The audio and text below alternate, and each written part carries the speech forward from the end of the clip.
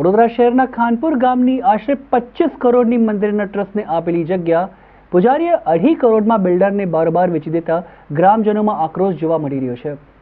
ટ્રસ્ટને આપેલ જમીનમાં ચેરિટી કમિશનરમાં સ્પષ્ટપણે ઉલ્લેખ છે કે જમીન વેચાણ માટે નથી, પણ પૂજારી પોતાનું ગુજરાન ચલાવવા માટે આ જમીન ઉપર ખેતી કરી પાક ઉત્પન્ન કરી પોતાનું ગુજરાન ચલાવી શકે છે। પૂજારીએ બિલ્ડર સાથેના મેળાપીપળામાં વેચાણની પ્રક્રિયા કરી વેચાણ કરી દીધી, જેની ગામ લોકોને જાણ થતાં સદર વેચાણની પ્રક્રિયાને પડકારવા માટેની કાનૂની પ્રક્રિયા શરૂ કરી દેવામાં આવી છે।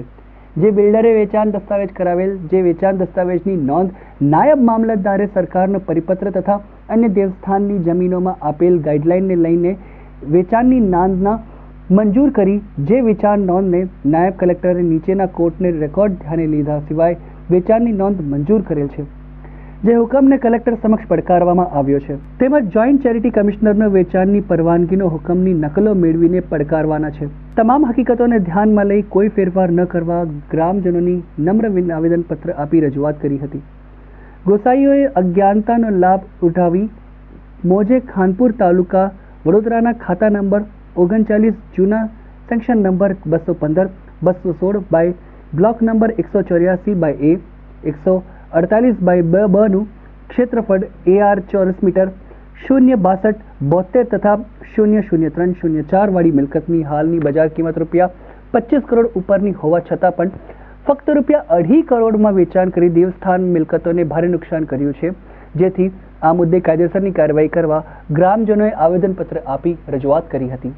આજે ખાનપુરની જમીનનો ભાવ મારે કંઈ જણાવવાની જરૂર નથી, બધા અધિકારીઓને ખબર છે, અને જમીન ખાલી 2.5 કરોડમાં વેચાય તો મને એવું લાગે છે કંઈક પૂજારીઓને પણ ગુમરાહ કરીને એમને પણ ફસાવવામાં આવ્યા છે, કાં તો એમને કંઈ ઓછો ભાવ મળ્યો હોય એવું લાગે છે।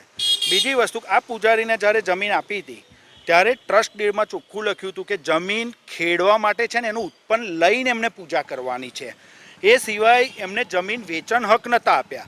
તો એ વેચાણ કઈ રીતે થયું છે એ અમે કલેક્ટર સાહેબશ્રીને આવેદનપત્રમાં કહ્યું છે કે અમને કહો સાહેબ। અને બીજી વસ્તુ, આવનાર સમયમાં જો આવી નવી મંદિરોની જમીન વેચાશે તો પછી જે દાન કરે છે ટ્રસ્ટમાં કેવી રીતે જમીન મૂકે, કેવી રીતે ભરોસો મૂકે? એટલે ટ્રસ્ટની જમીનો વેચાઈ જાય છે, કેમ વેચાઈ જાય છે ખબર નથી પડતી અમને તો। આવું કઈ લગીન ચાલશે? આજે વર્ષો પહેલાં જેમને પણ આ જમીનો આપી છે એ લોકોએ ટ્રસ્ટને એટલા માટે આપેલી કે આ જીવન લગીને એમની જમીન સચવાય, કે નહીં વેચાવા માટે। એક જ મહિનાની અંદર આ બધું થાય એ કેવી રીતે ચાલે સાહેબ? એટલા માટે અમે કલેક્ટર સાહેબને રજૂઆત કરવા ગ્રામજનો આવ્યા હતા, એટલે એમની જોડે હું આવ્યો છું।